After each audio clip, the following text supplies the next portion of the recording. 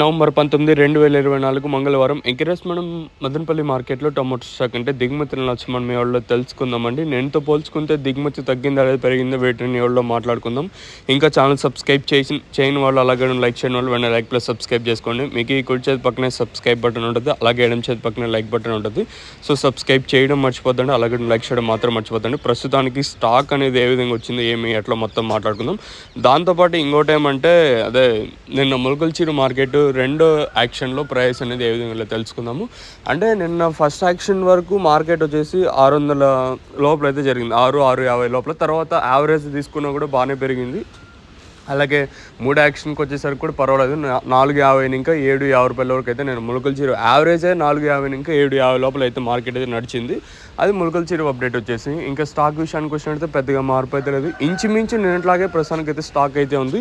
ఒక 5 ఇంకా 10% కొంచెం అటు ఇటుగానే తక్కువగానే దిగుమతులు అయితే వచ్చాయి, ప్రస్తుతానికి అయితే పెరగలేదు.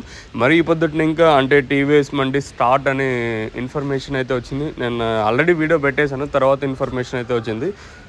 సర్లే అని కమ్యూనిటీ పోస్ట్లో పెట్టినా కూడా అంటే మ్యాక్సిమం అర్థం చేసుకోవాలనే ఉద్దేశంతో సో ఇప్పుడు చెప్తాను. ఈరోజు ఇంకా అంగళ్ళలో టీవీఎస్ మండి అయితే ఓపెన్ అవుతుంది. సో అయితే రైతులను అయితే గమనించండి.